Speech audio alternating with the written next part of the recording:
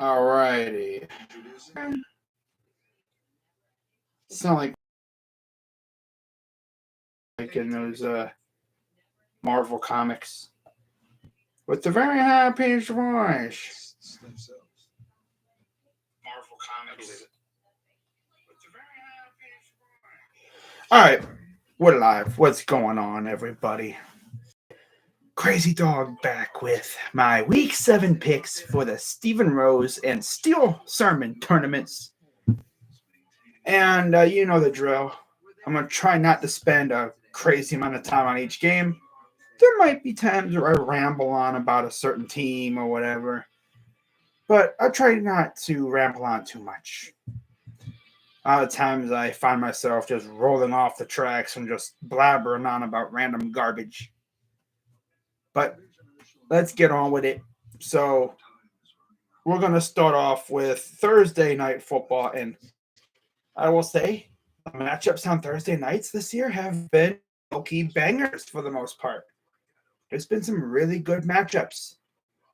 You've had a couple duds, but for the most part, they've been entertaining. You know? Better than Monday night, that's for damn sure. But anyways, first off, we got the New Orleans Saints sitting at 2-4, facing the Cardinals, who are also 2-4. Bovada has the Cards as a 1-point favorite. The over-under is 44.5. So they think this game is going to be high scoring. Which, I mean, the Saints, they got beat pretty good. I mean, they didn't get beat pretty good, but they got beat in heartbreaking fashion by the Bengals last week. And Arizona, I don't know how they did last week because I really didn't care too much about their game because I was still, trying to recover from my team losing. But they've been suffering some interesting losses lately. Yeah, last week. Yeah, that's right. They faced the Seahawks. That's right. That's right. But yeah, they're facing off against the freaking Saints. Should be a great game. We'll see if Robbie Anderson plays. And you guys are probably like, wait a minute, Robbie Anderson? Since when? Since when does he play for the Cardinals? He was literally acquired yesterday, Monday. Like literally, that whole situation in Carolina got so bad.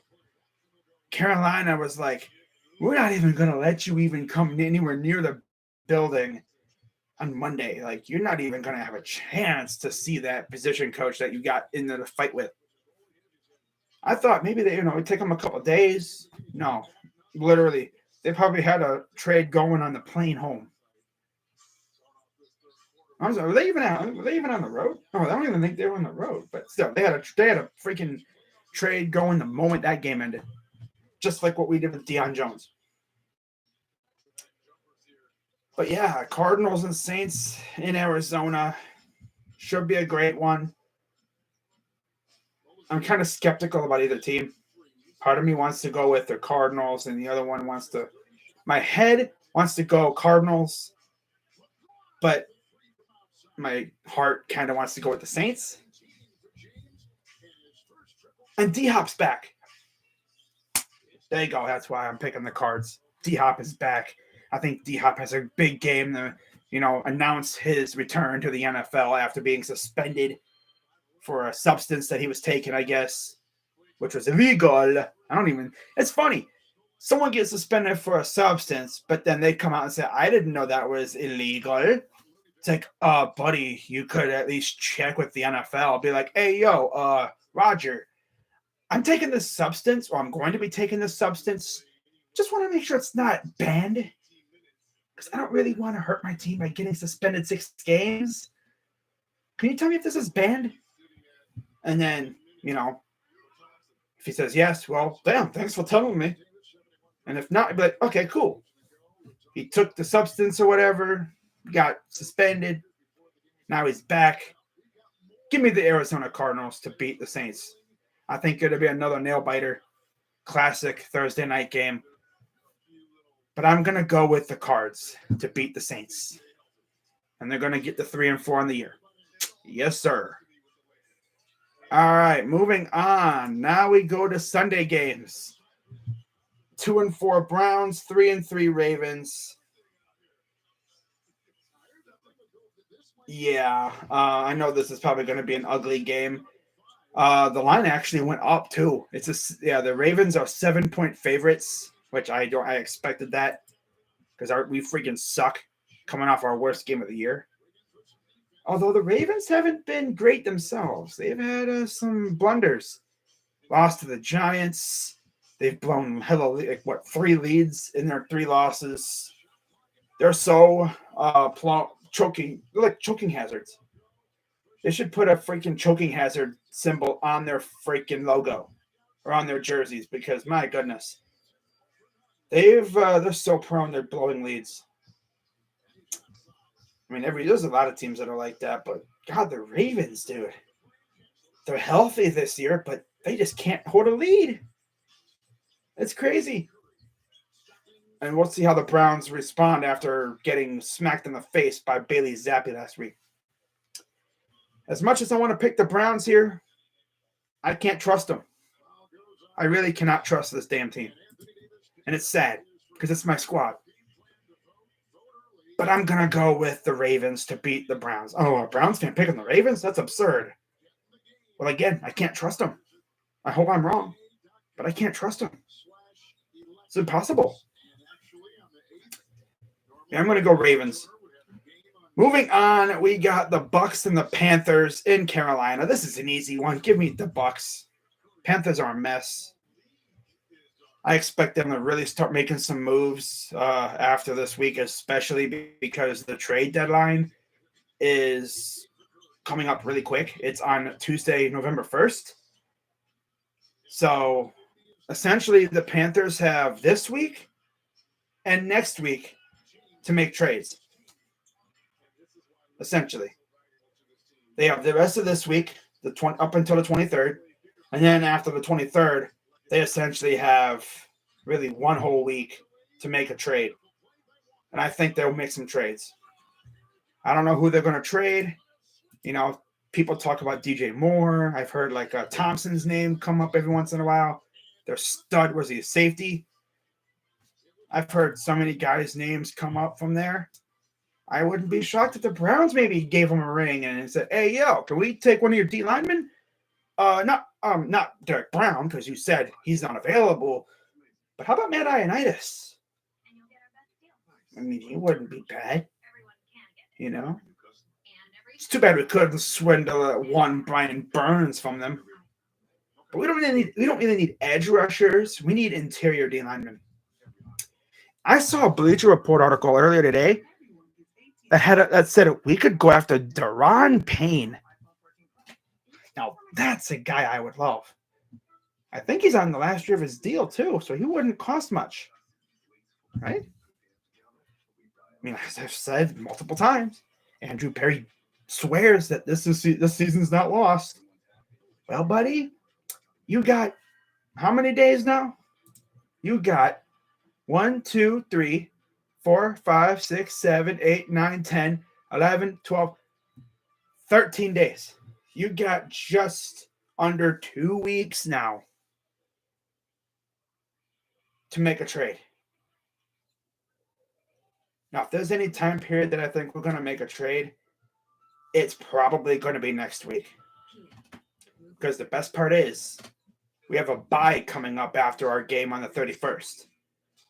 So if we do trade for any players, probably the week before the game, like up from the 24th all the way to the 28th or even 29th, those players will have a full week to get back acclimated. And then they would have the whole following week for preparation for our game against the Dolphins. So that's pretty cool, you know. They could come in here and get acclimated, and then we could ease them in. Or low-key ease them in at first, and then, you know, get them with the playbook. Depends on who we bring in, though. And I know you guys are curious, most likely, wondering, Are we going to see Dion? I mean, yeah, we should. I'd be shocked if we don't. I'll be kind of pissed if we don't.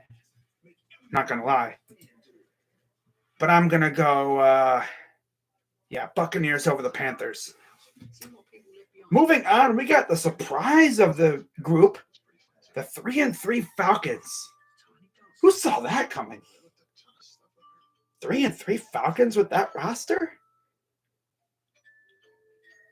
Wow. And you don't even have Ritter starting at quarterback. The running backs are kind of eh. I mean, it's Cordell Patterson all the way. The receivers, I mean, they got decent receivers. You know, Zacchaeus, Drake London. They got Kyle Pitts. Defense is kind of meh. But their offense is nice, though. And they're facing the Bungles, who are also 3-3. The AFC North is so unserious. We have two teams tied for first at 3-3, and two teams tied for last at 2-4. This freaking division's a mess, I swear. And we face the two teams that are tied for first place this week and next week, Ravens and Bungles. Hopefully this team gets their mojo back. I mean, beating the Ravens would definitely bring our mojo back, but I just don't know if it can happen. Now, as for the Bengals, Mariota ain't no scrub. And the Falcons have been playing really good ball, as have the Bungles, coming off a big win against New Orleans. And the Falcons coming off a good, impressive win over the Niners, too. Don't forget. That might be overlooked, low-key. Like, they took it to them a little bit. Beat them by, 28-14? Impressive. Considering the 49ers hadn't really given up 20 points all year. It's impressive. Very impressive. I'm pretty sure they were doing that without CP either.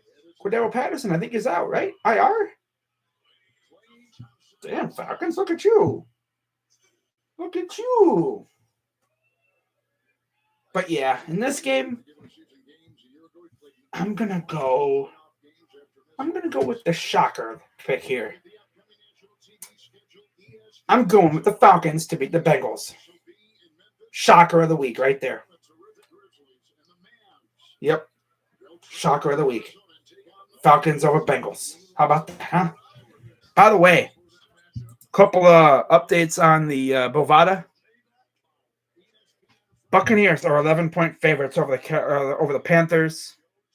Bengals are 6-point favorites. So I'm going with the dog against the Falcons. I'm going with the underdog of the Falcons in that one. All right, next we got the Dallas Cowboys at home at 4-2, coming off a bad loss to the Philadelphia Eagles. Hosting the 1-4 Detroit Lions. Man, I thought the Lions were going to be something, and well, I mean, they are something. Good offense, but trash as defense. Cowboys are going to run it up on them. I think the Cowboys are going to run it up on them, especially if their defense wakes up early. Their defense shows up from the get-go, from the first snap or whatever. If their defense is out here wreaking havoc, it's over. Give me the Cowboys. Because Dak might be back too. So give me them boys over the Lions. By the way, betting odds for this game, Dallas is 7-point favorite. So, yeah. And now comes the weirdest betting line of the week. Jaguars hosting the Giants. Now, looking at it, before you look at the betting line, you're probably thinking, surely the Giants are favorites, right? I mean, the Giants are better record-wise. Overall roster, kind of even. Coaching, though, I mean, they both have rookie coaches. But would you believe it if I said the Jaguars are 3-point favorites? Well, yeah, they are. The Jaguars are 3-point favorites against the 5-1 the Giants. And I know that the Giants, and especially Giants fans, are feeling kind of disrespected, and I feel that. You're a better team, 5-1, looking impressive. Do not sleep on the Jaguars, though. The Jaguars are that kind of team that could take down a really good team like the Giants. I just feel it, Doug Peterson, he ain't no slouch of a coach. He won a Super Bowl with Nick Foles.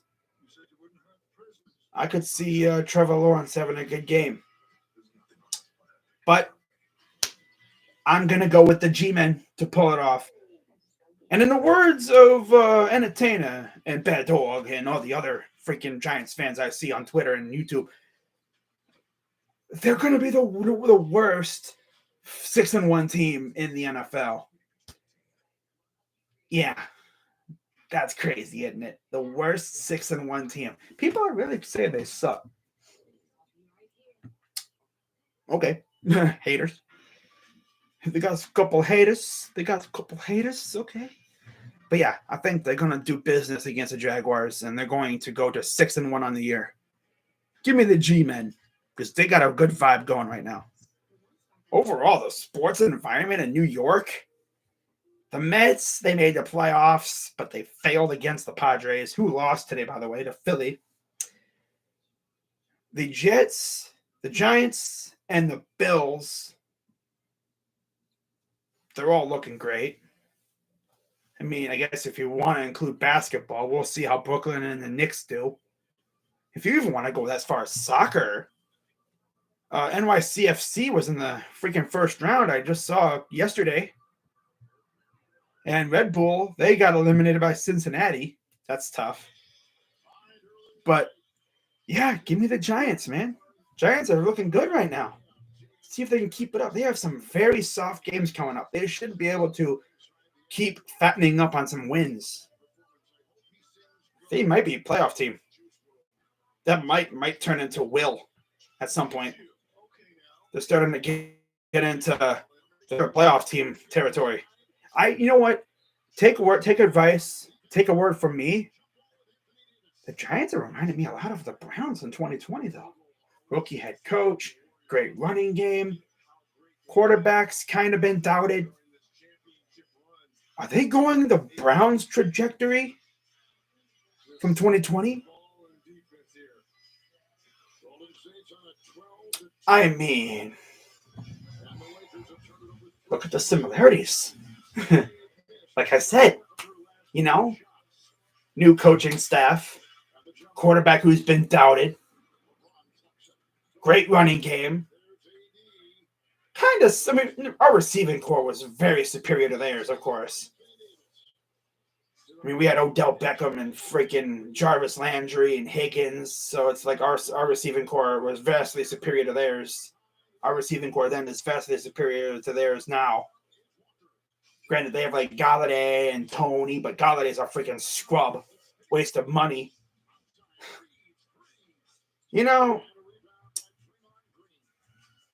Dave Gettleman, he was on something when he did that contract. He had Giants fans fooled all day long with that contract thing. I mean, they really signed him, and I can understand their excitement. We got a number one receiver. You're thinking, oh, he's going to go crazy. Look what he did in Detroit. Like, where is that Galladay at? It's been almost 2 years. This dude has not touched the end zone with the ball once. No touchdowns for him. Anthony Schwartz has more than him. I'm waiting for David Bell to score a touchdown. Because he will at some point. Amari Cooper, man. Dude comes to Cleveland, and he is automatically our best receiver right now. Bar none. Amari's been looking great for us. That Galladay contract sucked, though. But I know we traded for Amari, though. Man, I know Giants Twitter and Giants YouTube, man. They were hyped when they got Kenny. I was happy for him. I was like, hey, look at that. They got a number one receiver. Awesome. Too bad it didn't work out, though. That's tough. You've seen that so many times, though. Now, quick question for anyone watching this on replay. Is that the absolute worst contract dished out ever based off of production for a free agent? Because that honestly might be the worst contract dished out to a free agent ever, just based off production alone. Not even the numbers of the contract. Because right now he ain't worth any of that money. Half the time, he looks like he didn't even want to be there. It's crazy, you know? Not even a full year, 2 years into his contract. Freaking insane. But yeah, give me the Giants to beat the Jags. All right. Next, I like this. The 3-2-1 Colts and the 3-2 Titans, who, by the way, got an agreement for a new stadium. Pretty cool. Betting line for this game, Colts and Titans. I gotta find it. Where you at? Here it is. Titans favored by 2.5. Okay, that makes sense. When I look at it overall, both teams are not really that great.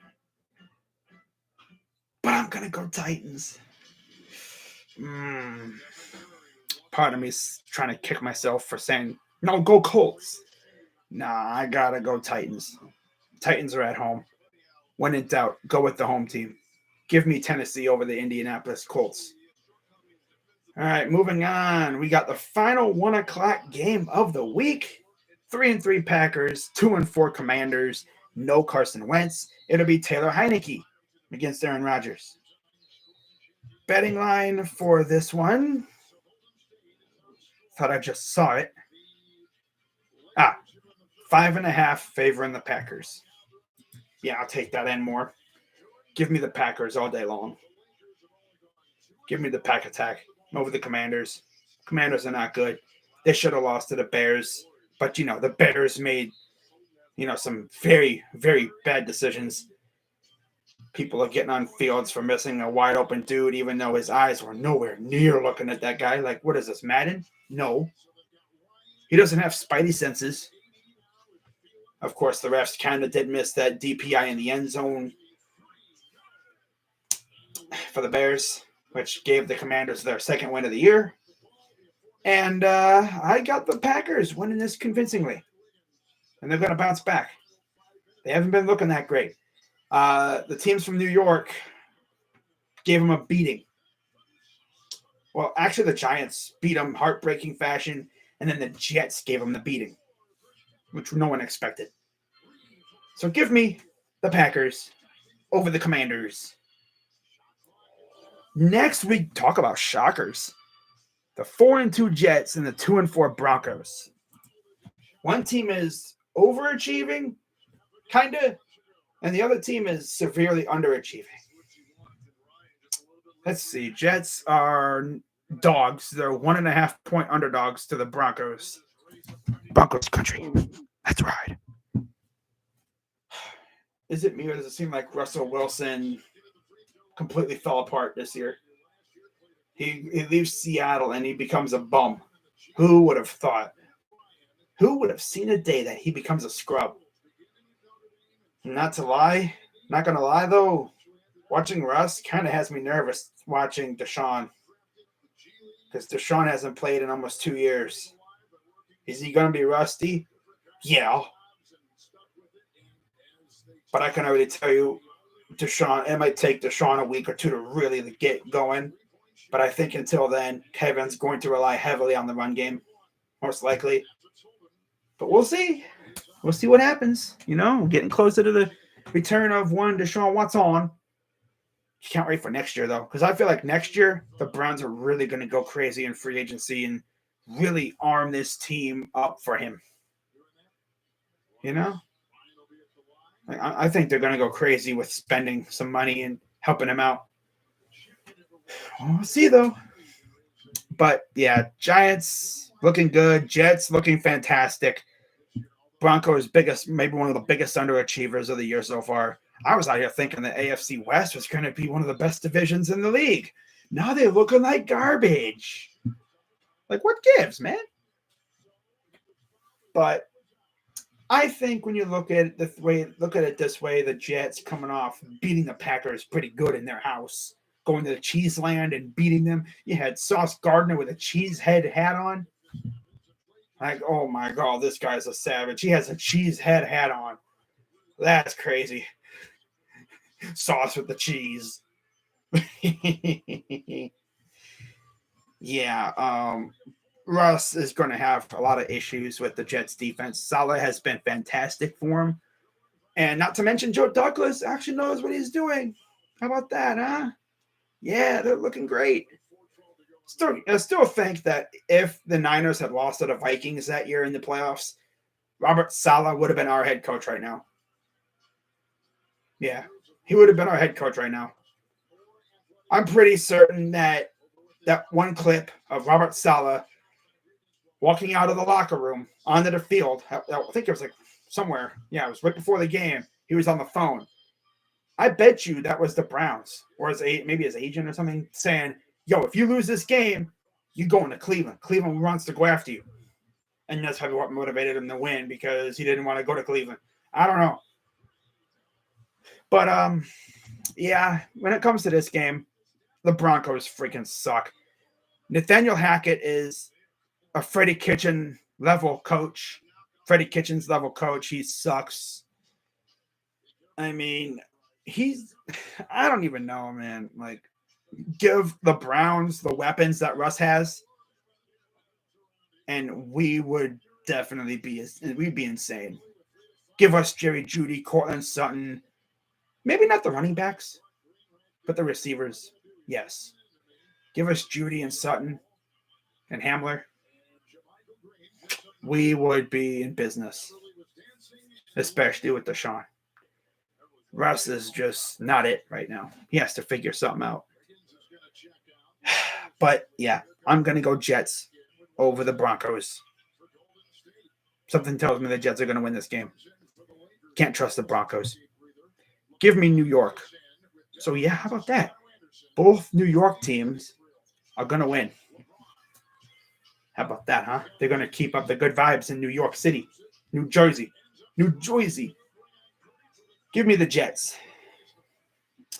I don't know if I mentioned the betting line, but it's a 1.5 favoring the Broncos. Yeah, give me the Jets. All right, next we got the second 405 game of the week.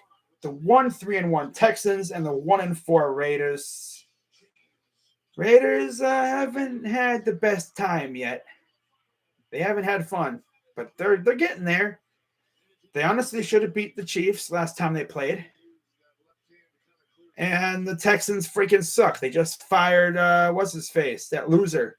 What is his freaking name? I can't even remember his name. Not like it matters. They fired him. He's a bum. Nobody on the Texans fan base liked him. You know, they fired him. What was it? Their GM or something. He gone bye-bye. Or not their GM, but like one of their assistants or something.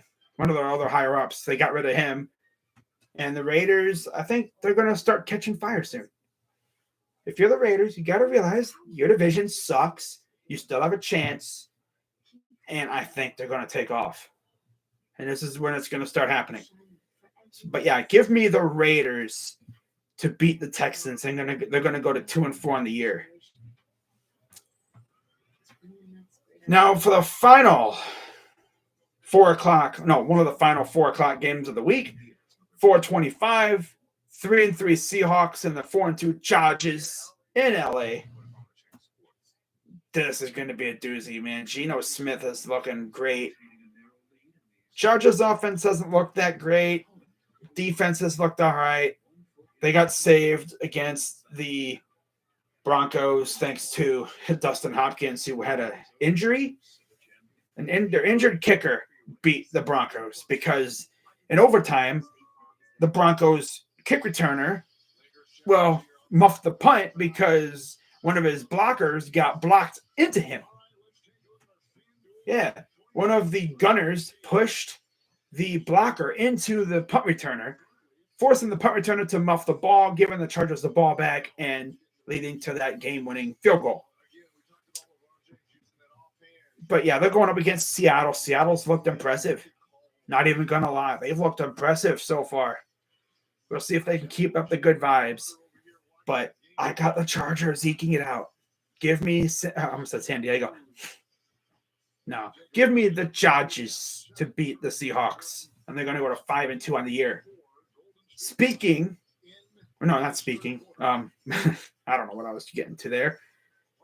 Next, we got the 4-2 Chiefs and the 3-3 Niners in the final 4 o'clock hour game of the week. 4-2 Chiefs, 3-3 Niners in Santa Clara. And by the way, let's look at the betting lines for the 4 o'clock hour games. Texans, Raiders. Raiders favored by 7. Broncos, of course, favored by 1.5. And the Chiefs are favored by 3. And the Chargers are favored by 6.5. So overall, there should be a good game. Jimmy G rematch of the Super Bowl a couple years ago.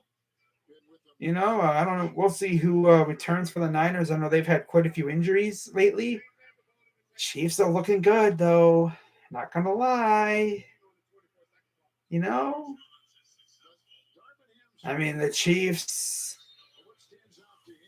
lost a heartbreaker to the Bills in the last second as the Bills scored a touchdown, and then they did something they didn't do in the playoffs last year, and they got an interception late in the game to seal it.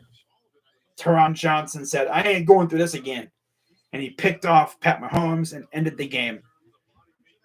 So they're 4-2. Niners are 3-3. Niners, like I mentioned earlier, lost to the Falcons 28-14. Not a great game from the 49ers. But I think the Chiefs are going to come in here and they're going to rebound and get a huge win on the road. Give me the Chiefs over the Niners. And then the final Sunday game of the week, in general, Sunday Night Football, 2-4 Steelers, 3-3 Dolphins in Miami.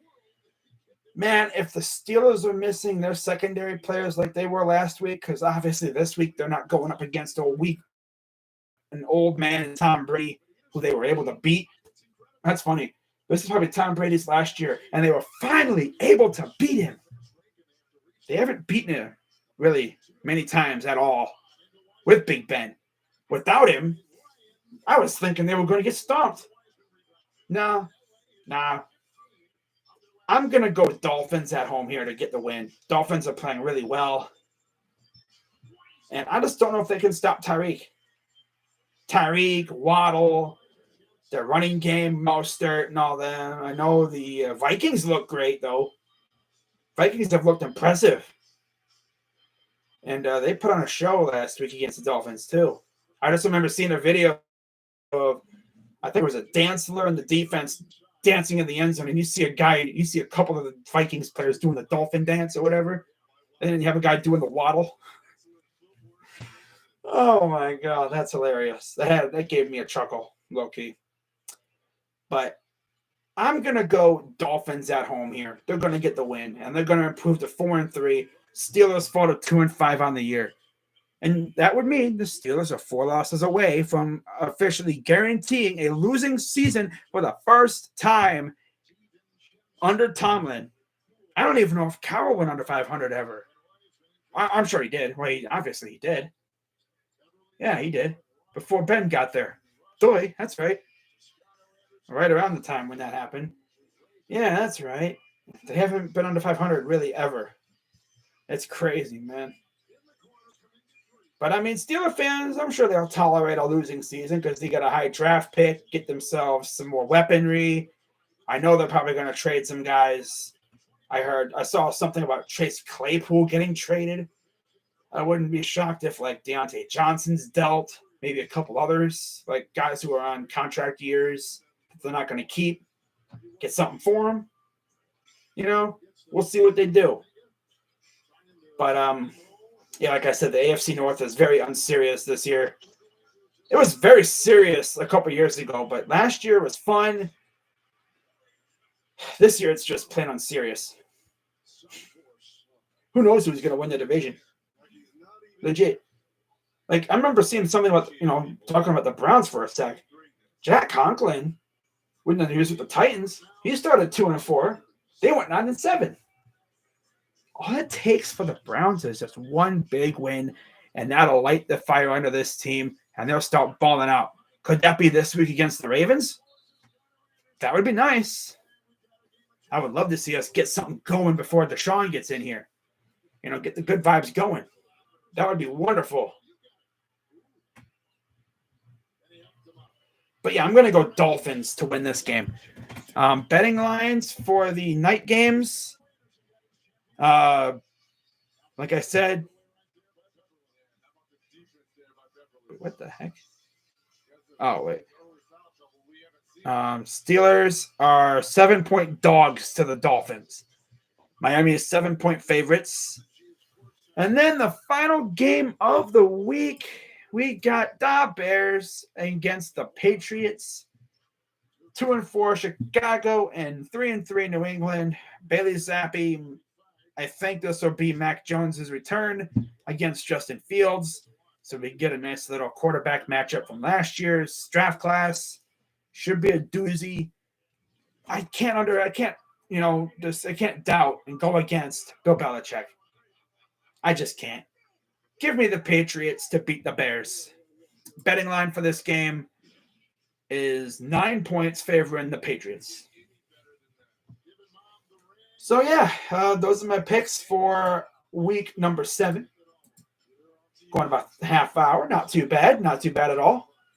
So I will see you all tomorrow night for what should be a doozy of a game featuring the Cavs and the Raptors. Probably go live right around 7 o'clock. We should have some fun. So with that being said, by the way, what's up, Paramjot? Hopefully Guardians spend some money. If Tito's saying we can be something special, then run with it, please. Why do we have cheap owners? They're not cheap owners. They're actually one of the richest ownership groups in the MLB. They just don't want to spend. I mean, if I know these guys, they're probably going to make some trades because we have a huge plethora of prospects that are not going to play here. I could see us really being active in the trade market and the free agency market. You get your big name players via trade. You supplement it with some decent pieces via signing. Like minor league signings or small scale major league signings. We're not going to spend no freaking $100 million on one guy, though. I mean, we'll see, though. I would also love to see us extend some guys. Bieber, McKenzie, yeah, Quantrill. Ooh, maybe Rosario, Jimenez. I don't know what we're gonna do, but this is gonna wrap it up, guys. I'll see you all later tomorrow night for. Well, technically it'll be tonight, but I'll be live for Cavs and Raptors. You know what I might do is I might go live for some baseball. Yeah. Phillies and Padres, maybe. Possibly Astros and Stankies. We'll see. Might even talk to JB Taylor, see if he'd want to do a game. I think that'd be fun. But with that being said, I'm Crazy Dog. I'll see you tomorrow for Cavs Raptors. Basketball is back. We're almost halfway through the NFL season already. My God. It's crazy, man. Before you know it, I'll be saying, Deshaun's back, baby. Let's freaking go. Oh, man, that's going to be fun. That's going to be a fun game to stream. Texans and Browns. Shoosh. It's still coming up, though. Got a long way to go. Got to get there first. I'll see you then. I'll see you guys tomorrow night. I'm Crazy Dog. Let's go Browns. Shout out to Steel Sermon and my guy, Stephen Rose. See you guys there. Go Browns. I'm out. Bye-bye. Bye now.